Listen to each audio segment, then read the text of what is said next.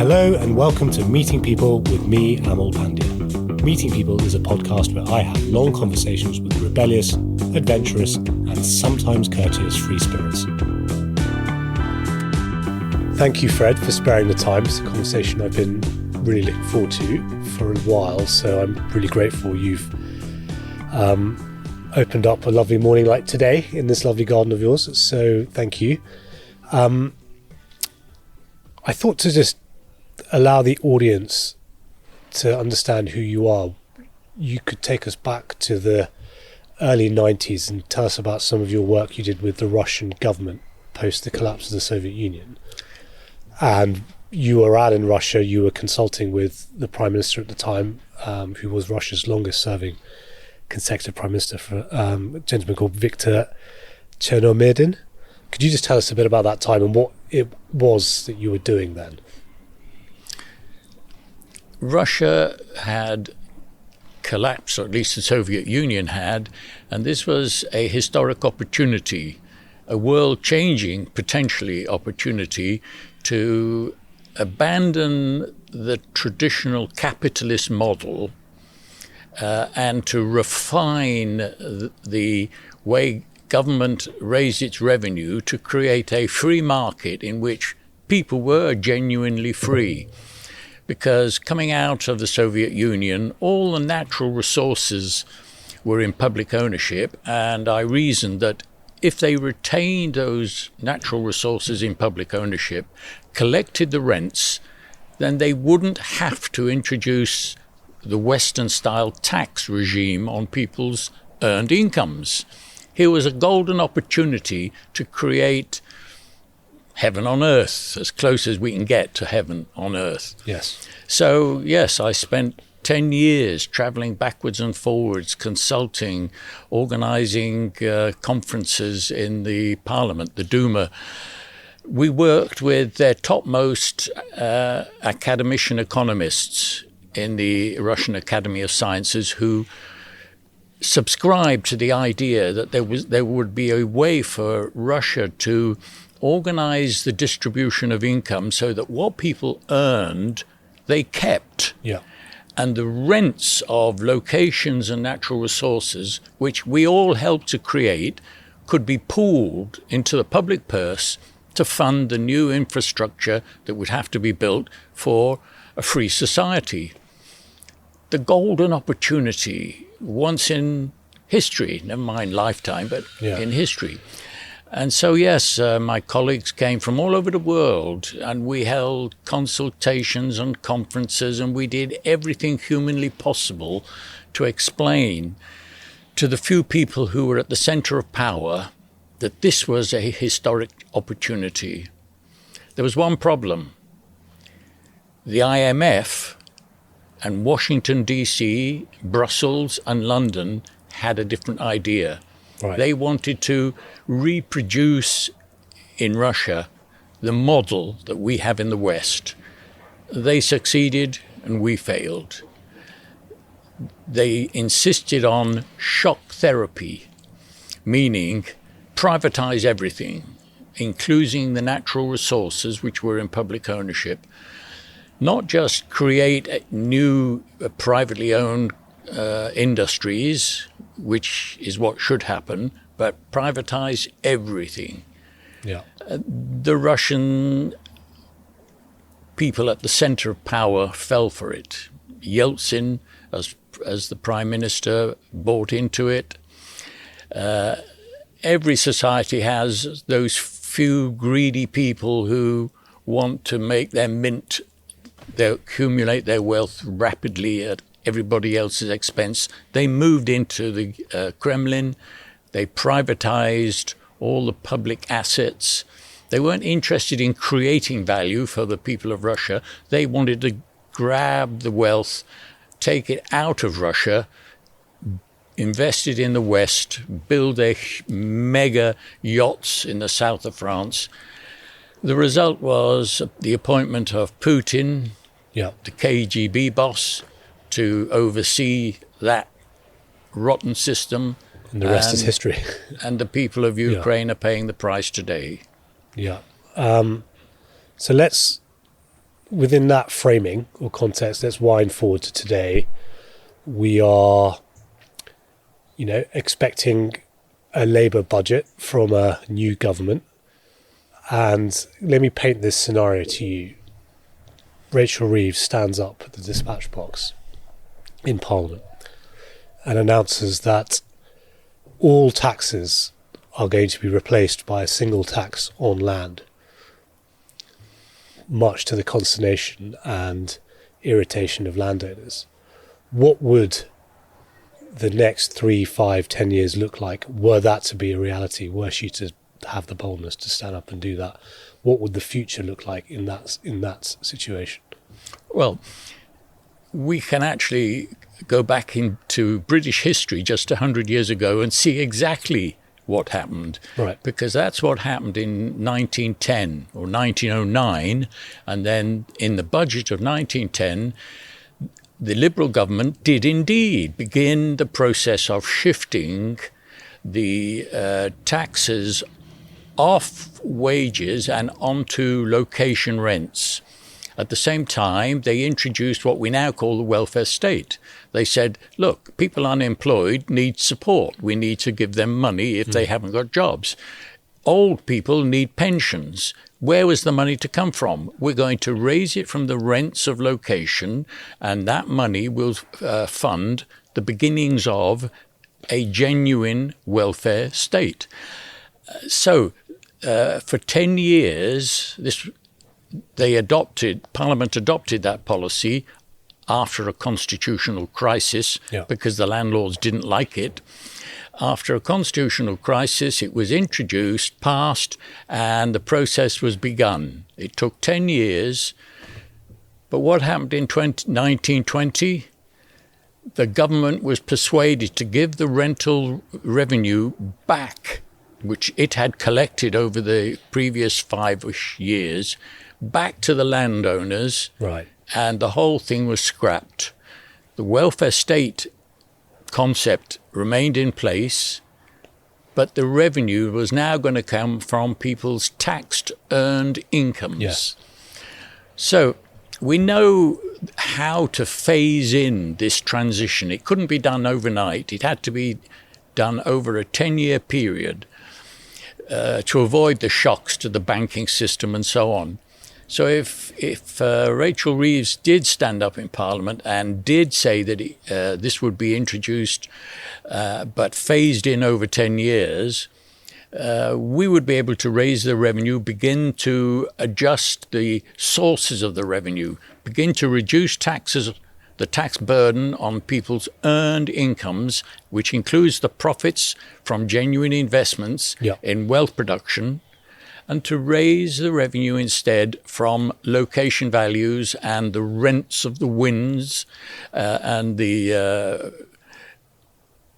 all of the rents of natural resources that are generated within our natural habitats. It's a lot of rents, which at the moment are going into private pockets for people who don't actually earn it. Yeah. Just by function of owning it, just because they own the property rights, they can collect something that they don't work for, and they didn't earn. Well, the implications of Rachel Reeves doing that would be fantastic, because it would alter the future horizon. Instead of what's now going to happening, the future would be modified in a way that would enable the people of Britain to handle the chaos that is coming down the road. But Rachel Reeves isn't going to do that. No. And so I'm afraid at the moment, it's a pipe dream. Yeah. So that's the solution. Let's sort of step back and talk about the problem for a bit. And I think I've certainly been on a journey of identifying the problem, and it's taken me, almost this sort of climbing of a ladder to get there. And on each rung, I identify a symptom. This is a symptom, and and I misidentify that symptom as the true cause. So one rung could be fiscal ill discipline, we're spending too much, which is creating inflation. Or monetary or discipline could be another one. Or overregulation and too much intrusion by bureaucrats. But the bad education could be another example. But the closer the more you keep climbing, you get to this, and the more you keep existing in this paradigm that we're in, where things are just getting more and more expensive, and everything you spend your money on, when you really look into it, basically goes into paying rent, whether it's commuting, whether it's buying something from a cafe. Why is it so expensive? Because that cafe owner has to pay rent to the landlord, and to earn a living, he's got to charge higher prices. Everyone in my generation is really struggling to own property, and what I chanced upon Henry George, and hence hence this conversation is happening now, because I found your work through that. Who was Henry George? Can you, for people who are economically interested, give a little explanation of how he breaks down the difference between land, labour and capital, and how it's been misinterpreted by neoliberals or neoclassical economists versus the Adam Smiths of this world, and just give an overview of why the kind of Georgist School of economics has really identified the problem of where we are now today. Henry George was a journalist in San Francisco. He was quite content reporting on the affairs of a emerging society. Land was in abundance, and he would take a ride out. This was in the 1870s. He would take a ride out into the vast territory that was California on a buggy pulled by horses.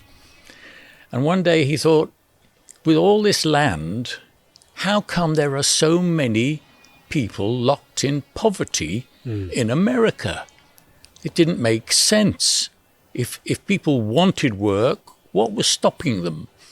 So he started digging, and he came to the realization that the problem ultimately was with the way governments raised their revenue to favor those who collected the rents, the location rents, or the natural resource rents of the nation.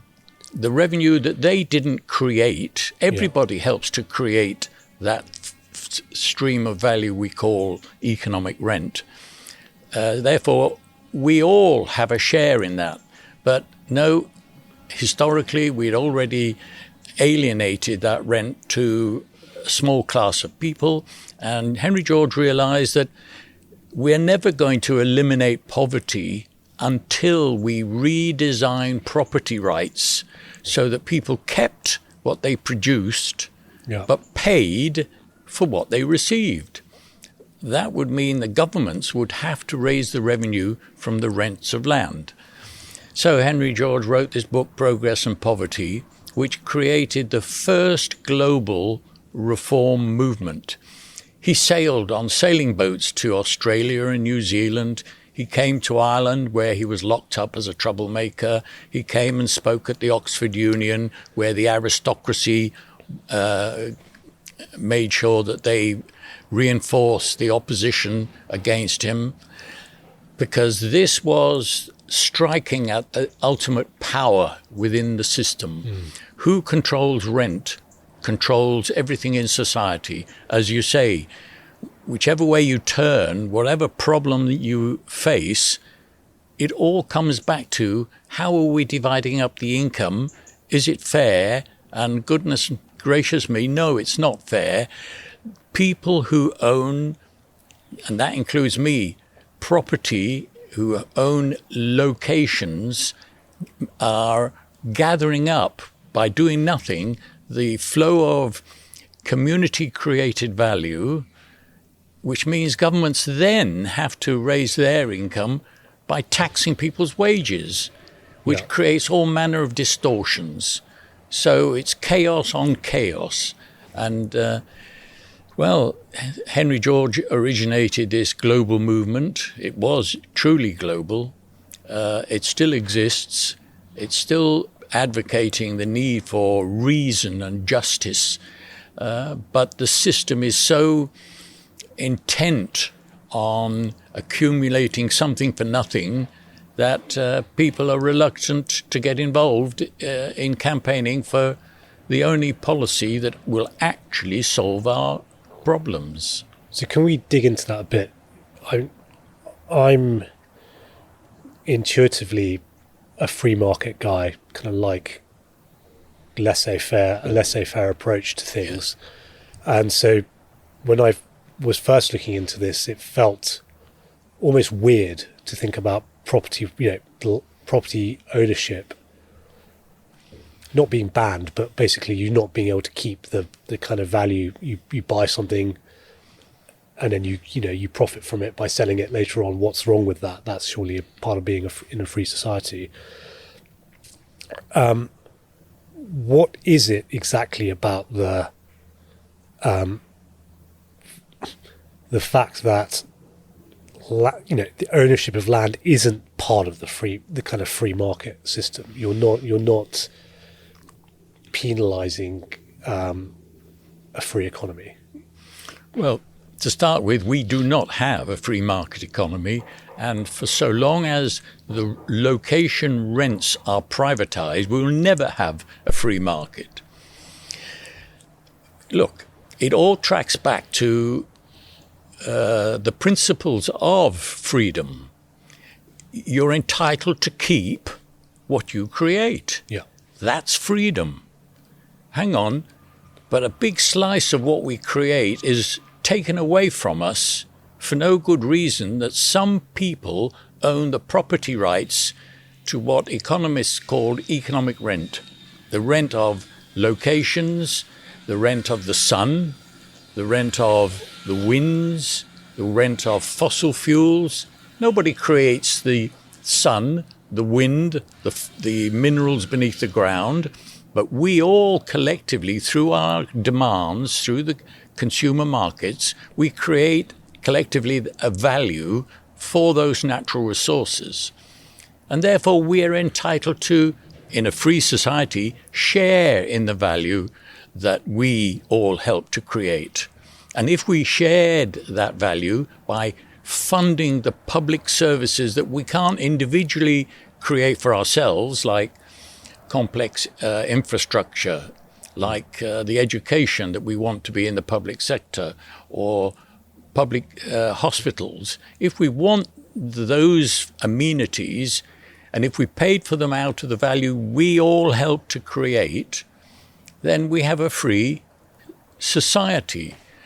But because we don't do that, because we privatize a value that belongs to everybody, right, we lose the very principle of freedom. And so chaos therefore reigns. And what we have today is not a free market. Once you start taxing people's wages, you get unemployment, poverty, people having to go to food banks. This is not a free society. Something's missing.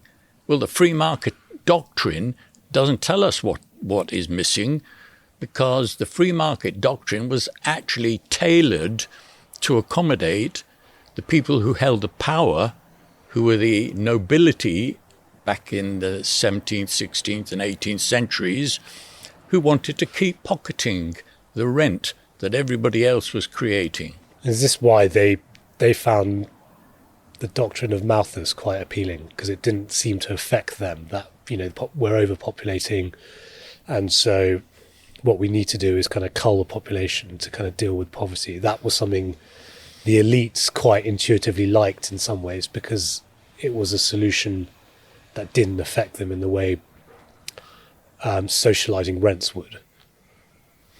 Thomas Malthus did in fact teach the economics of rent, but yes, he came up with the theory that, if people are poor, it's because they're having too many kids. Yeah. So we can blame them, which shifts responsibility off the people who are the actual cause.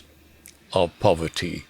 They didn't directly cause it, but they were responsible for it because they were capturing the community-created value and therefore having to force their governments to tax people's earned incomes, which as a consequence altered the pricing system itself. Now the pricing system has to accommodate the fact that a whole chunk of what is earned has to be paid as wages. Well, that distorts the free market and creates the chaos which we can see all around us. People sleeping in the streets. Is this freedom? People having to go to food banks in order to put food on the table for their children. Is that a free market?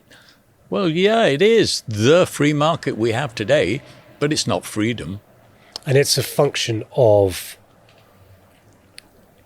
Henry George called his book Progress and Poverty, and it's a function of the more advanced we get, the more innovative we get, the more developments we have, the more prosperous we are. There is a type of poverty that sustains and is sticky and grows from that by virtue of the fact that landowners collect a greater and greater chunk of that innovation and prosperity. It goes to them first before it gets distributed to the rest of us.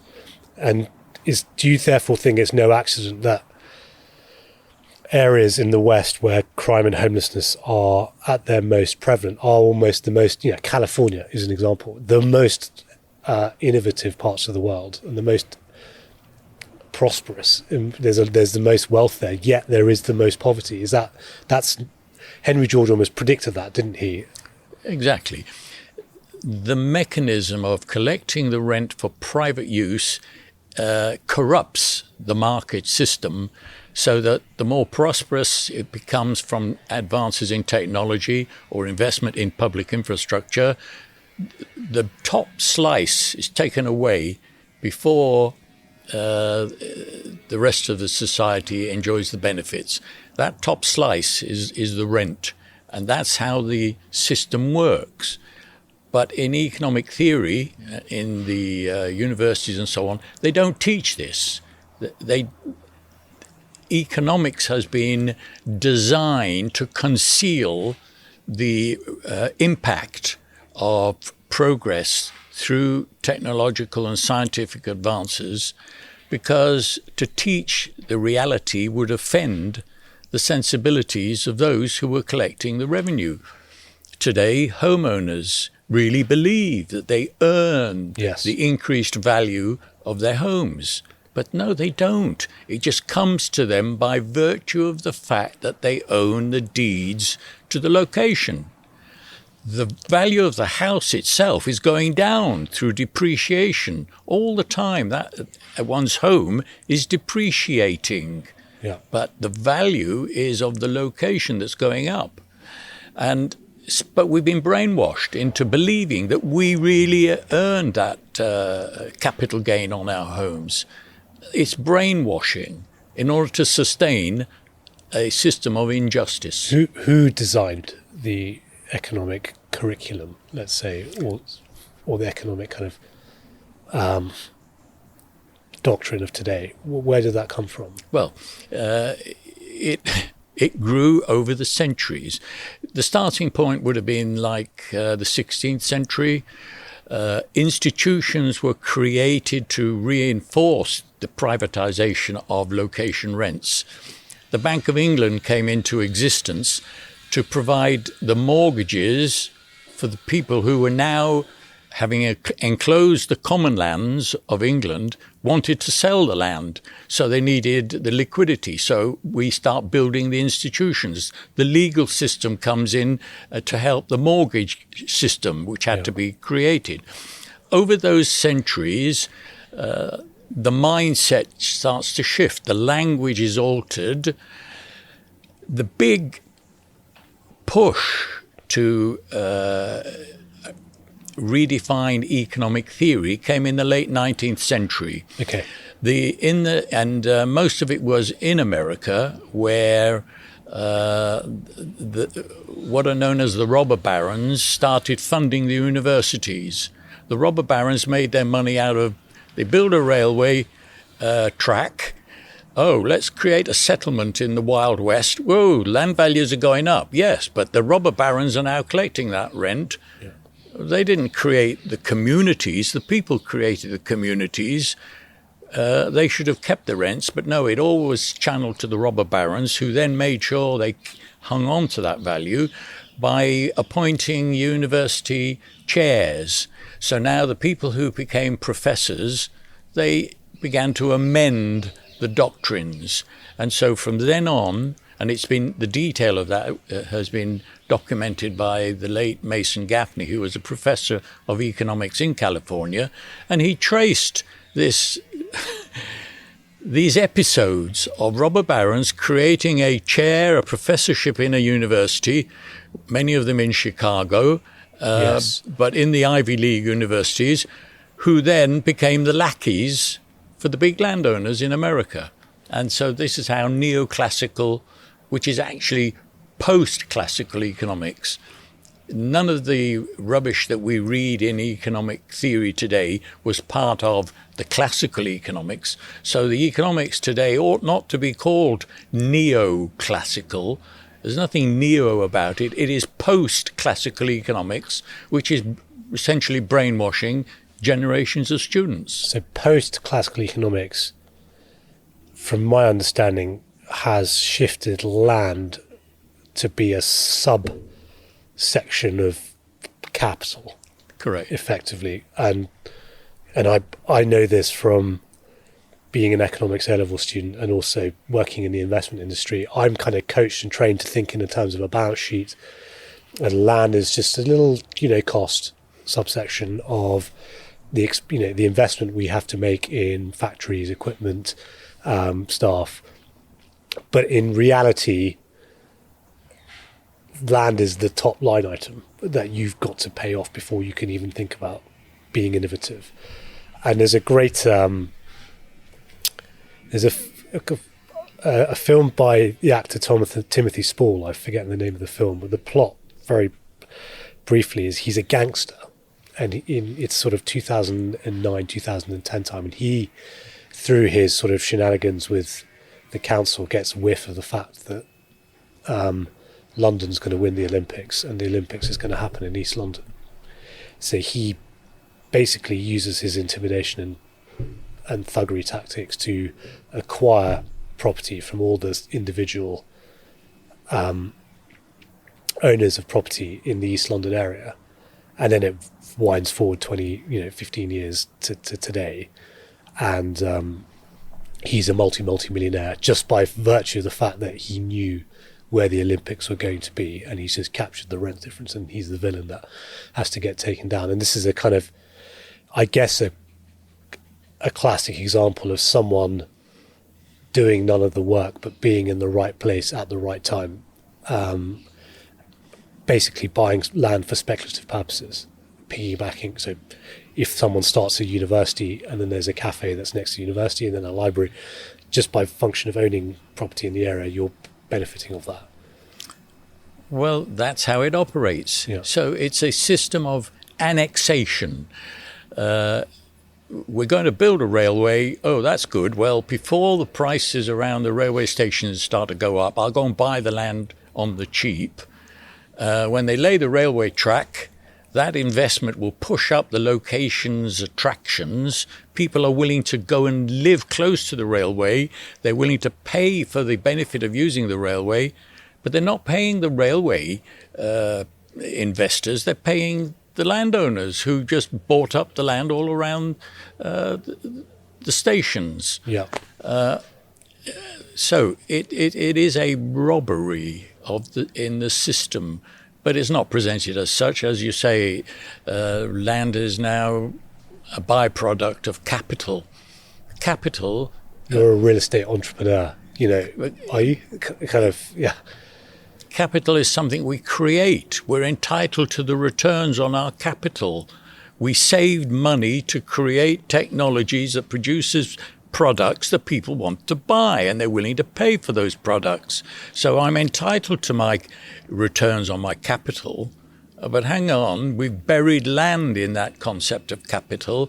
So now it's a safe process of nobody's going to ask awkward questions about, hang on, most of your returns are from the land that you own, nothing to do with what you added to the value of the community. And too much capital is tied up in investing in real estate versus in technology or innovation, whatever it might be. So just winding back, so we have this lovely, very powerful flame of progressivism in the late 19th century, earliest 20th century, through the Henry George figuring this out. And then you get socialism that comes along, and that's more of a scorched earth approach, let's say, to improving the lot of many. Did socialism and then the kind of horrors of communism thereafter kind of set back that cause in the minds of people? When they hear someone talking about Georgism, do they think socialism and they think of the horrors of that, and therefore aren't as discerning as they should be? Well, so we can see what was happening. If we go back to the 19th century, the nobility in Britain were, excuse me for using this term, shit scared of Henry George. They didn't care about Karl Marx because Karl Marx was no threat to them. For Karl Marx, he described rent as shitty business. That's why I use that word. In his written work, Karl Marx dismisses rent, even though he put it at number one in his 10 demands in the manifesto, which he wrote almost at the outset of his career. But no, rent became that shitty business. Right. It's insignificant. Capital and the wicked employers were the enemy of the working class. So you see, socialism came along and it didn't worry the people who had the real power, the nobility and the gentry in Britain, because socialism and Marxism was no threat to their vital interest. Henry George cut through all the nonsense and got to the root of the problem. He was the real threat, and that's why they focused on Henry George when he came and went on a speaking tour throughout Britain. The nobility were there to jeer and try and do him down because he really posed a threat to their privileges. So of the three factors of production, land, labour and capital, the land successfully got labour and capital to fight each other, create this false dichotomy. And that's been going through. Even today you hear about people like Piketty, the owners of capital are excessively profiting at the expense of earners of wage or providers of labour. And that's the battle that we need to fight. But actually, labour and capital are best friends. They need each other. One. They're both hand in glove. And actually, they both need to, as you said, keep the benefits of their labour or their risk taking. And it's what needs to be socialised. It's just being in the right place at the right time, owning the right thing. One thing I hear as a pushback is, well, let's take them in turn. Firstly, we have all these needs, welfare, infrastructure. Would there be enough money to pay for all of this if we stop taxing capital and earned income and just taxed location rents? If we did switch the revenue system, the rents would be coming out of our ears. There'd be so much of it, and we'd be using it for our benefit, so we'd be happy with that. Now, this raises a really important point, which, of course, is never discussed in economic theory. Rent is buried not just in what is privatized by those who own location rents or who own the right to collect the winds. The winds that we now need for clean energy are generating a rent. The rents of those winds are being collected by the people on whose land you have to put the windmills. Right. So they are collecting the wind rents. Or if you own a hotel on a sunny coastal region, you're collecting the rents of the sun by virtue of the fact you own those locations. That's just one category. The other category of rent takers is the government. But hang on, we've said that governments tax people's wages and the profits of capital. Yes, but here's a really important insight that nobody discusses. Actually, the revenue that governments collect is from rent, yes, but it comes indirectly from people who earn wages. So along comes the government and says, oh, you're a wage earner, we're going to tax your wages. So the wage earner then says, well, but in that case, if I'm going to exist, I'm going to have to reduce the amount of rent I can pay for the house that I'm renting or that I'm wanting to buy. So ultimately, the revenue that governments are collecting are out of rent. So if you add the bulk of the revenue that governments collect today, together with the rent that's available, that's not taxed, that's rotating in the private markets, put the two together, and what you've got is about half of national income is actually rent. Yeah. So the concept is at core, all taxes come out of rent. Again, the literature is clear enough if you know where to look for it.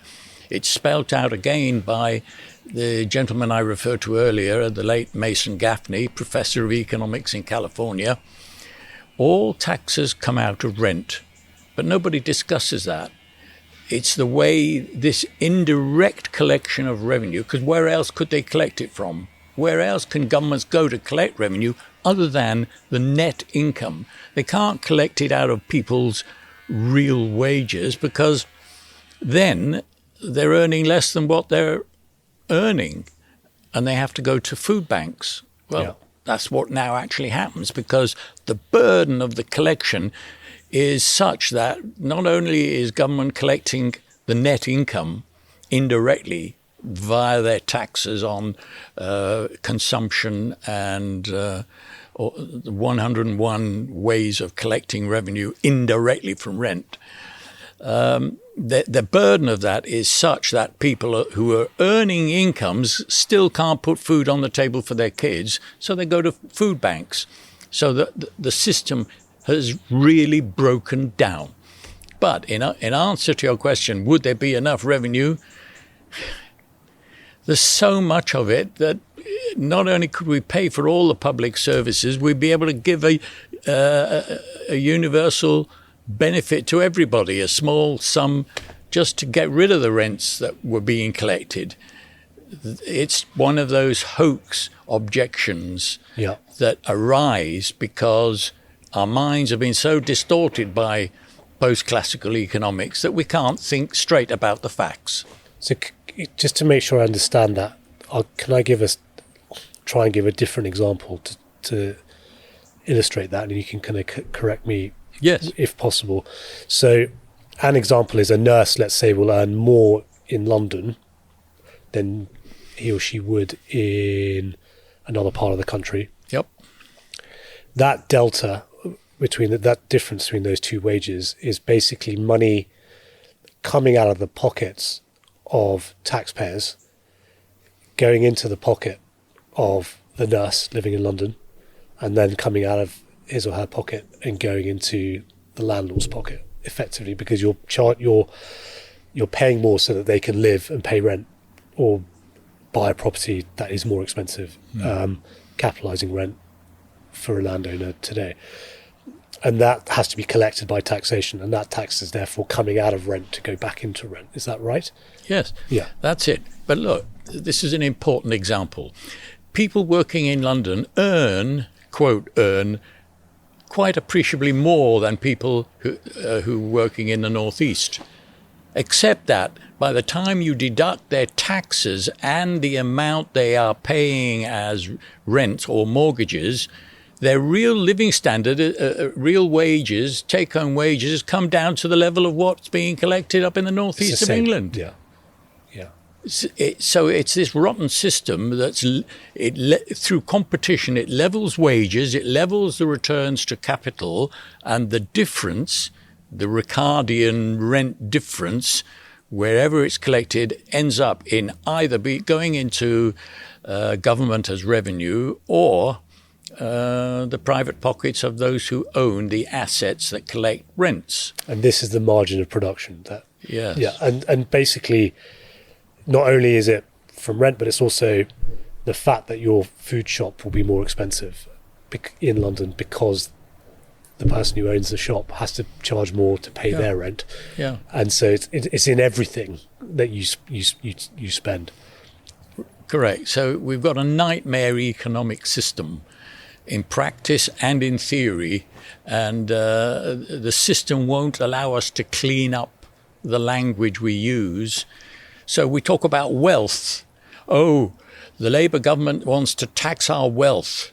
Well, yeah, but unfortunately, by taxing wealth, you're not only taxing some of the rents, you're also taxing what people are earning. Yeah. There's no forensic difference between the two. So you end up screwing up the system even further. And that's what Labour is going to do now. It thinks it's going to help the working class, but in the process, it's actually amplifying the problems in the system because it doesn't know what it's doing. And just to make sure we've got it covered, another example would be Silicon Valley, San Francisco, California is a phenomenally expensive place to live. Like to buy a property, or you have to be a millionaire in some shape or form. And that is purely a function of innovation done by entrepreneurs, creative people in decades gone by, leading to success, leading to job creation, leading to warehouses, distribution factories, and that therefore being used as a source of land speculation by people who are either were lucky enough to live there whilst that innovation was happening and that risk-taking was happening, or people who have come in, noticed that, come in and bought land, around the vicinity of Silicon Valley because they're predicting that all this innovation will push out the need for universities and warehouses and accommodation. So they're speculating on that, which is therefore pushing up prices in the parts of the San Francisco that are further away from the hub. Is that right? Yep, exactly right.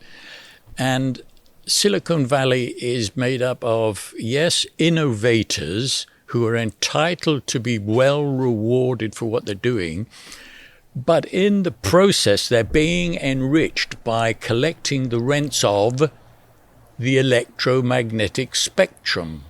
Right. Most of the new technologies that we now use in our laptops and our cameras and so on, we're communicating with everybody in the rest of the world through this unseen asset called the spectrum. Whoa, that's got to be really valuable. Who's pocketing it? People like Musk and those who own the so-called platforms. Right. Think about Amazon. Amazon is the owner of it is one of the 2 or 3 richest men in the world. Most of the revenue he's collecting is not through the sale of products through his website. It's through collecting the rents that enable him to access anybody in the world just by tapping a few words on a PC. And then he sends the lorry to deliver the product to your home. And you think, this is a wonderful business operation. Yeah, but most of that revenue that he's collecting doesn't belong to him. He didn't create the spectrum. He's exploiting it, and he's been allowed to harness those rents and keep them. So his fabulous wealth, most of it is unearned. It belongs to all of us. Yeah, and someone observed to me recently, my first guest, a gentleman called Simon Evan Cook, said I was talking to him about Georgism, and he's just to layer on that, he said a lot of the innovation, most successful companies we've had of late, like Amazon or Airbnb or the social media platforms are a response to the fact that land prices is just so expensive. So how do you relocalize society, because it's so expensive to live near a shopping center or a place where you can buy things easily? We'll get that to you in response. So it's actually a perverse sort of incentive that's created this innovation to enable us to sort of rent out our properties a bit more easily or access things more easily without living so close to the epicenter of production. So just moving on to the second objection I hear a lot is how would we in Fred Harrison's paradigm be able to value land or value it? Because if there's no private ownership of locations, how does one know whether they're paying a fair price for it or not, so that they could buy it to use it for the purposes that they want to use it for? Well, there's something called the free market that would help us. In that free market, people would compete. I want that land. Oh, you want it? Are you going to pay more than me? Because if not, I've got it. Look, if you log on to the New South Wales Valuer General's website, that describes how in Australia they raise revenue directly from the rent of land, right? How they value the land, how you can appeal against the valuations, what people pay. And in terms of the mechanics of it, there's no problem. They're doing it in Denmark. There is a direct charge on the rents of locations. The formula for determining the market values are all set out on the websites of the government. If you don't like your valuation, you can appeal against it. There is no practical problem. Yeah. The problem is only raised by those who don't really want to be serious about discussing the change in the revenue system. So are house builders land banking in order to profit from rises in property? Or are they just being risk averse because of the planning system?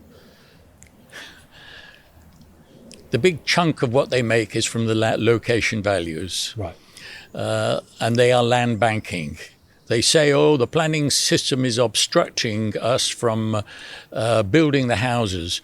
Yeah, it's true that we have planning permission for building houses for the next 20 years, but it's the planning system that's the problem. Hang on, how can it be that you've got so many planning permissions in your back pocket and you're not using them and you're blaming the planning system? It's just a way of distracting people from the reality. That's all.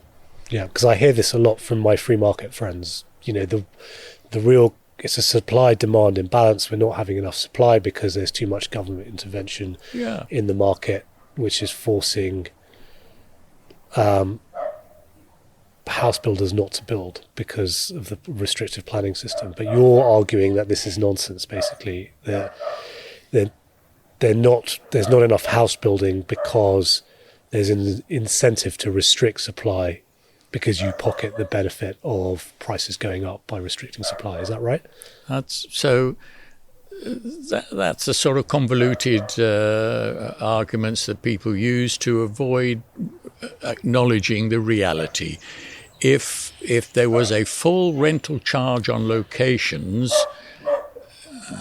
Don't worry, it's fine, the microphones will cut out. If there was a full location charge on land, builders would have no reason to hang on to the land in their banks. They would get on and increase the supply, and there would be no housing problem. But we blame the planning system, so therefore we don't actually address the reality. And should we blame the NIMBYs? Well, or are they part of the problem? Well, we're victims. Yes, NIMBYs don't want construction to obscure their view of the green fields. They claim it's because they want to view the green fields and save the green landscape. But they know that if that land is built on, they're going to lose some of the capital value. But we are weaned into this rotten system. We're playing the system because what else can we do? So, yes, then the NIMBYs become one of the barriers to change, which the people who own the real value, the bulk, the vast estates in central London, who happen to be aristocrats, they're happy that the NIMBYs should be obstructing the planning system because that distracts from the realities. So is it frustrating for you, therefore, to whenever you read the newspapers or, commentary, that 95% of what you're reading is looking at palliative measures to address symptoms of the problem, and there is very little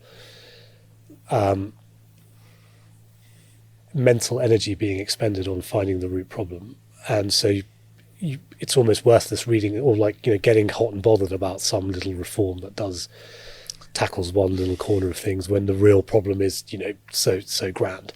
The answer is yes, it's frustrating, but I'm now well used to that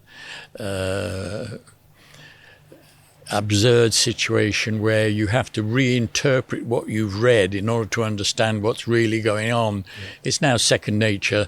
So I know that the journalists who are spouting rubbish, who are reporting nonsense, are doing so because that's their job. They're not revealing the reality, but I understand the nature of the problem that they face. They've got to work with what is available to them. The system says that we are going to exploit people by collecting the rents that everybody actually equally helped to create. And so That's one of the appeals of Georgism to me, is that it's a way to get, Liz Truss's advisors in the room with Owen Jones, because it's equally progressive as it is business friendly or free market friendly, as because it addresses kind of this kleptocracy or crony capitalism that we live in, that both sides should be fighting. But the part of the frustration is we had a one-off improvement in the supply side of the economy in the 80s with Reaganism and Thatcherism kind of deregulating, and then we had another one-off improvement through globalization in the 90s by just basically transferring all our manufacturing offshore to cheaper places. But we're kind of trying to now reheat both those souffles rather than find the next thing. So we saw that with Liz Truss. We just need to do Thatcherism again, and then we'll be fine. Or maybe what we're going to see with the new Keir Starmer government is we need to do go back to just globalization, unfettered globalization, and then we'll be fine. But it feels like we need that third new kind of genuine reform, and maybe kind of Georgism has had is ripe for its moment. Would you agree with that? Yes. Does it frustrate you to kind of hear about kind of we just need to cut taxes and everything will be fine from the Conservative Party type of dialogue? When the Conservatives say cut taxes, they don't say, therefore we're going to cut the teachers that are going to teach your children. They don't say, oh, we're going to cut taxes, therefore there'll be fewer nurses, so you won't be seen in hospitals quite as quickly with your life-threatening disease.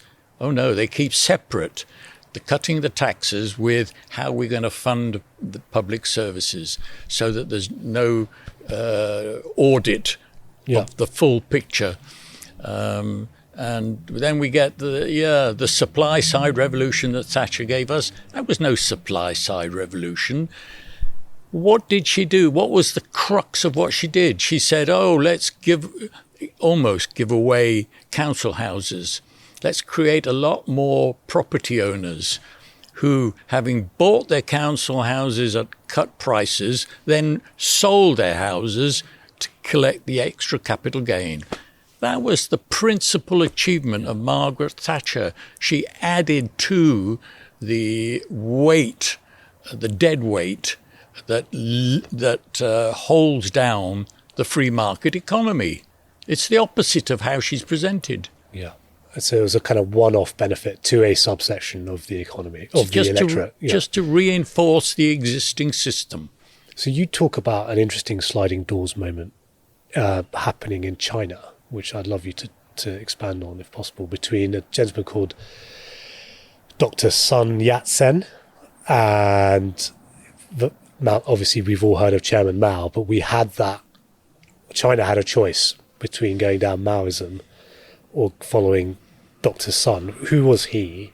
What nearly happened in China, which could have been very interesting instead of what we saw with Maoism and the horrors that followed? What happened in China from 1911 onwards is really interesting historically, because it shows how obliquely the perverted philosophy in the West managed to contaminate what was happening in China. Sun Yat-sen was a doctor. He learnt his medicine in Hawaii, and he traveled to America and to Britain, where he learnt about the economics of Henry George and John Stuart Mill. And he saw it made sense, collect the revenue of nature's resources to fund the public services. So he led the opposition to the last of what became the last dynasty in China, and he became the first president of a Republic of China. China could have been Taiwan from day one in 1911. Right. If China had become Taiwan in 1911, it would have transformed the lives of millions of people, instead of them being buried, killed by Chairman Mao and his Cultural Revolution. What happened was that Mao had picked up Marx from the West, whereas Sun Yat-sen had picked up Henry George and John Stuart Mill. The two ideologies clashed. The Sun Yat-sen stream fought on, tried to embed in China the doctrines of Dr. Sun Yat-sen. And as I say, if they had succeeded in doing that, they wouldn't have had to have waited till Formosa became Taiwan in the 1940s before Dr. Sun's agenda could be put in place. The reason why Taiwan is now fabulously rich, is up at the top of the scales of global income, is at the cutting edge of the new technology, is because when Chairman Mao drove the rump of Sun Yat-sen's people and army off the mainland onto this island called Formosa, what they did was introduce the land reforms and the tax reforms that enabled the people of Formosa, which became Taiwan, to flourish, which they did. So that's the twist. It wasn't the landlords from the West who directly obstructed Dr. Sun Yat-sen. It was this perverse idea which had emerged in the British Museum Library in London through a man called Karl Marx that polluted the mind of Chairman Mao, who therefore obstructed the Henry George idea in China. It's one of those historical tragedies, and what we're seeing now is the continuation. It's not that China thinks, oh, we own this territory called Formosa and therefore we want the land back. It's the continuation of this ideological conflict. Right. Beijing cannot allow the prosperity that flourishes on Taiwan to threaten their ideology of central control of the economy. So that's why President Xi says we will take back Taiwan by 2029, I think he's set the date. It's the unfinished ideological business, nothing to do with Formosa used to belong to China, which it never did, and therefore we want it back.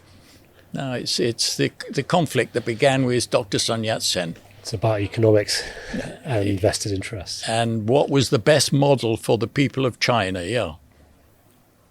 So in that example, you have a wonderful demonstration of two choices and also the outcomes of those two choices. On one side, you've got prosperity and innovation.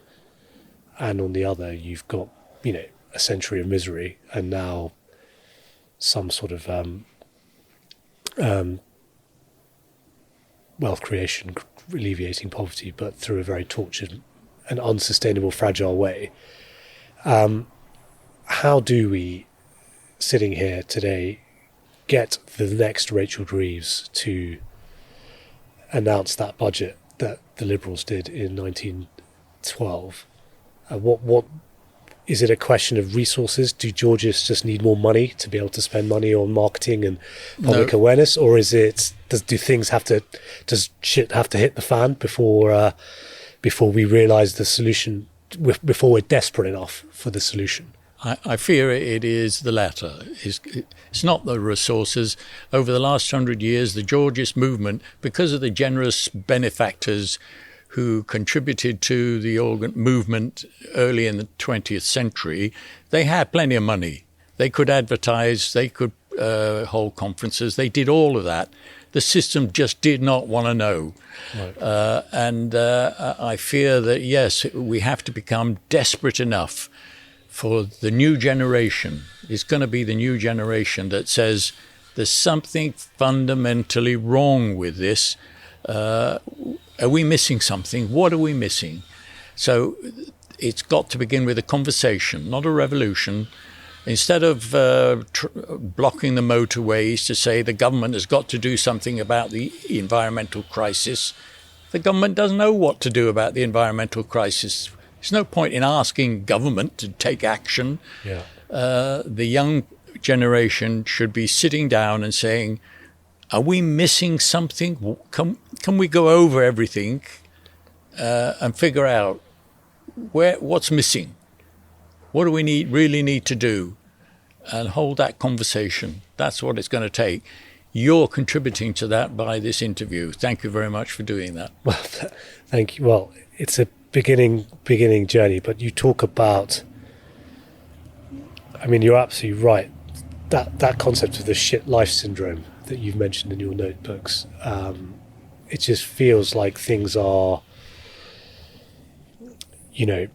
something has to give because it's just prohibitively expensive to exist as someone who is on a low median salary or just even a median salary. And you think, I'll give you an example. We've got young children who go to nursery. The cost of nursery is so high relative to most people's earnings. And my thought was I was okay with it because I thought, well, this is because being a nursery worker is so important. It's such an important job. The wages have to be significant to justify the fact that you're giving this person your child. You want them to be good. You want them to be paid well. And my wife was like, they're not paid well at all. I'm like, what? They get paid nothing. That cost is just going to rent. And I was just gobsmacked that, even the people that I think do a fantastic job don't get any recognition from that, from a remunerative perspective. And we're relying on their we're almost, with nurses and doctors and people like that, relying on their sense. We're abusing their sense of communal spirit, and we're making them take too much more than they should do. Two questions that I wanted to run by you. One, I've been brought up from an education perspective to think of the Magna Carta as a holier than holy document of freedom. What am I wrong? Is my education system wrong in making me think that? Yes, you're wrong. The feudal aristocracy were beginning to manipulate the system to their private advantage. The feudal nobility was supposed to be public servants serving the king. But they were also beginning to think, hang on, we can use this privileged position to start collecting revenue from the commons of England. It took them centuries to actually pull it off, but yeah, Magna Carta was a contribution to that scheme. Well, maybe we'll double click on that another time and dive in deep, because that feels like a half an hour to me of unpacking. But as you know, I like to finish these conversations with a kind of traditional closing question where I provide guests with a 10-year time horizon, and they have the ability to make a forecast or prediction of something that they would think will happen in 10 years, or something they'd like to happen. I think we've covered what you think you'd like to happen from a policy perspective. In terms of what you think will happen, we've got a book in front of us called Boom Bust, House Prices, Banking and the Depression of 2010, which you wrote in 2005. What do you think is going to play out in the next event-wise in the next 2 to 3 years, and how that manifests itself over the next 10 years, as your answer to my traditional closing question? You don't have to, you can give another answer if you want, but I just thought you might want to touch on what we've been talking about of late. Well, I have a very pessimistic view of the next 10 years. We're at the beginnings of the run-up to the peak in house prices, which will peak in 2026. That's 2 years from now. The catastrophe that follows will eclipse what happened in 2008. In 2009 and 10, the banks realized they had these toxic mortgages, subprime mortgages in their vaults beneath the ground, and they were going to go belly up. They were going to go broke. But they were too big to fail, so the banks, the governments bailed them out. This time it's going to be the governments that are too big to fail. But who's going to bail out the governments? It's going to be chaos. And what measures that are being now taken, futile measures in my view, on things like the climate crisis, won't be funded. They can't be funded. They're not being funded now. We only have goals to try and achieve, not actual strategies for achieving these existential threats against our society. And over the 10 years from now, I'm afraid that we're going to enter a period of terrible chaos. If there's any hope, it's that the new generation will find this unacceptable. Yeah. And we'll start asking the awkward questions. We'll start burrowing deep into the facts. And instead of just turning to governments and saying, you've got to save us, the governments are responsible for creating the conditions that have rendered Britain a failed state, in fact. That these young people will say, we need a structural change. We're coming to take over the future. And why do you think house prices are peaking in the next 2-3 years, or property prices? It's because the way the system works, house prices operate on 14-year cycles. And when you add in the period of recession at the beginning and the end of the cycle, you end up with an 18-year business cycle. Well, we are rapidly approaching the end of the 14-year cycle, so that begins the turning point into deep recession, which is going to be a depression, which has to be a global depression because all economies are synchronized. Yep. As I say, in my view, it won't be that the banks are too big to fail. It'll be governments that are so indebted, nobody will want to bail them out. What are we left with? Anarchy. And all the telltale signs that you saw the last couple of cycles in terms of that melt up towards the end of that turning over, are they happening now, or do you expect them to start happening, or have they been happening for the last year or two to give you not confidence? I'm sure you don't want this to happen, but giving you confidence in your prediction.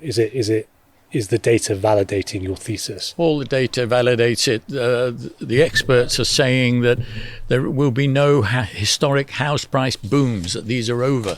This was the latest story in the Daily Telegraph. No more No more boom and bust. No more boom and bust. That sounds familiar. Which they were saying in the past. That's why I wrote this book, Boom Bust. Of course, there'll be booms and busts because it's part of the structure. It's the DNA of the system, the financial DNA. And wishing it away ain't going to actually make it not happen. We're heading for the catastrophe over the next 10 years, and I just hope young people listen to people like you. Well, I will choose that as the best moment to end this conversation. Thank you for sparing the time. Thanks, it's been a real joy. I think we could have kept going for ages, but for sake of people's attention spans, let's do it again. Maybe as this prediction starts playing out, and we can see what we can do about it and see what progress we've made. Thank you. Thanks, Fred. Cheers. Thank you. Bye-bye. This has been Meeting People. I've been your host, Amal Pandya. This is a podcast produced by Matt Cooper with music composed by Loverman.